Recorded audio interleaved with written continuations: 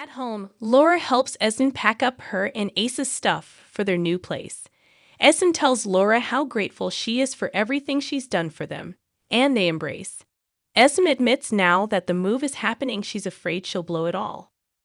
Laura says if it turns out to be a mistake, she is always welcome to move back here.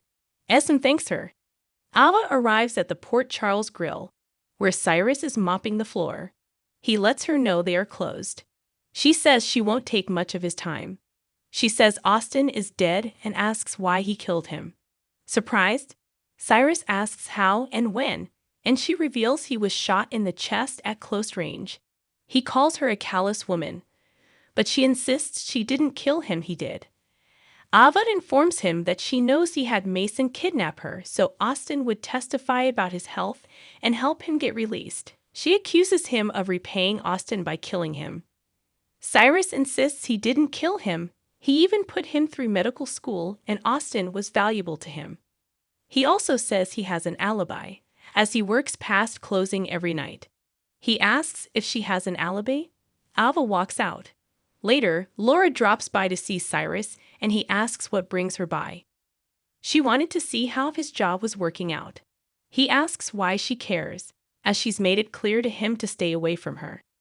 She says she'll go if he wants, but she has realized they are family and should try and find a middle ground. He cries that's all he ever wanted. Cyrus cries about how horribly his parents treated him growing up, and even his mom refuses to accept money from him for her care. He screams that she, Martin, and his mother can keep treating him like dirt, but God knows what is in his heart, and that is more than enough for him. Laura wants to believe she's been wrong about him and that he's changed. He takes that as a future apology, and she hopes to give him one.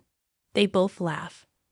Cyrus says if she doesn't see him around the next week to know that he hasn't fallen into his old ways, but that he's going to visit his at Christina's place. She and Blaze kiss, and Blaze apologizes for ambushing her or making her uncomfortable. Christina says she's not uncomfortable at all. Christina didn't even suspect her of being gay. Blaze says with her life, she can't be open about who she is, and she is jealous of those who can be out. Christina says how she chooses to express her sexuality and when it's up to her. Everyone is on their own journey.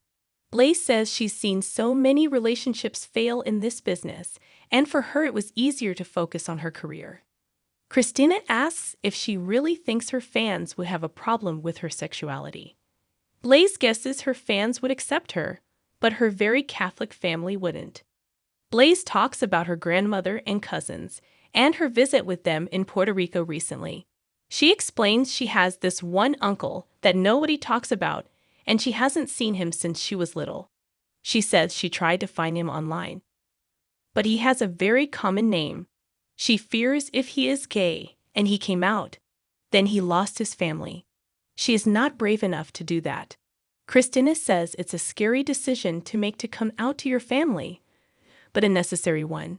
Christina says she is not saying it's a requirement to come out, but when she came out to her mom, she had no problem with her sexuality, but that she was involved with an older married woman. However, her dad is old school, and she was afraid he'd reject her. Instead, he accepted her immediately, and his love allowed her to explore who she was. Blaze is happy for her, but she's not there yet. Christina says if and when she decides to come out to her family, that timing is her own. She is here for her and whatever she needs. Blaze tells her she's amazing, and they kiss again. Blaze eventually departs, but they plan to see each other around.